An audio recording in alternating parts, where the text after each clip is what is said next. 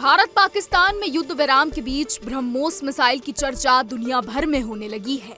जी हाँ, दुनिया के अलग अलग देशों में ये चर्चा का विषय बना हुआ है कि आखिर ब्रह्मोस ने कैसे रडार को धोखा देते हुए पाकिस्तान की बर्बादी की कहानी लिख दी, जिसके बाद पाकिस्तान 86 घंटे में ही भारत के सामने घुटने टेकने पर मजबूर हो गया।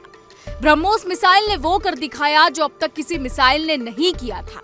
रिपोर्ट्स के मुताबिक ब्रह्मोस के पराक्रम को देखकर दुनिया के लगभग 17 देशों ने इसे खरीदने का फैसला कर लिया है या ऑर्डर दे भी दिया है। खास बात यह है कि चीन का एक दुश्मन देश और भारत के मित्र देश ने लगभग 4000 करोड़ रुपए में ब्रह्मोस मिसाइल खरीदने का सौदा कर लिया है। चीन का दुश्मन देश फिलीपींस ब्रह्मोस मिसाइल की पहली खेप भी मिल गई है।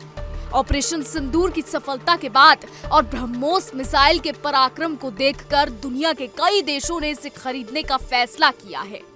रिपोर्ट्स की माने तो भारत के कई देशों के साथ इसको लेकर बातचीत चल रही है। भारत ने रक्षा निर्यात को बढ़ावा देने के लिए ब्रह्मोस मिसाइल को अंतर्राष्ट्रीय बाजार में पेश किया है, जिसे इसकी उन्नत तकनीक और सुपरसोनिक क्षमताओं के कारण पसंद किया जा रहा है।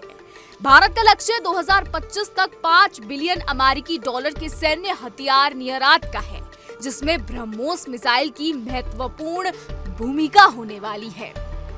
रिपोर्ट्स के मुताबिक आपको बता दें कि भारत ने जनवरी 2022 में फिलीपींस के साथ 375 मिलियन डॉलर का सौदा किया था।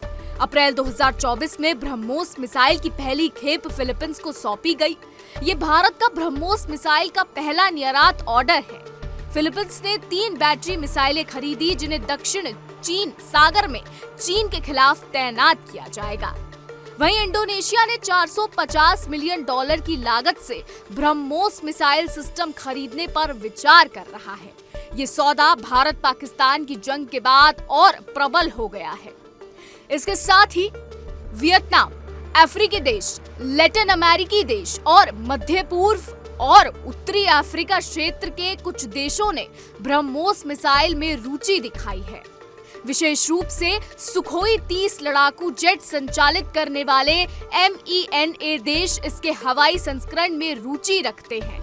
हालांकि इन देशों के साथ सौदे अभी अंतिम चरण में नहीं पहुंचे हैं, लेकिन ऑपरेशन सिंदूर के पराक्रम और भारत पाकिस्तान युद्ध के बाद ब्रह्मोस मिसाइल की मांग बढ़ने की खबर है। आपको ये भी बताते चले कि ऑपरेशन सिंदूर ने ब्रह्मोस की सटीकता, गति और बहु प्लेटफॉर्म लॉन्च क्षमता को विश्व मंच पर प्रदर्शित किया, जिससे इसे खरीदने की रुचि बढ़ी है।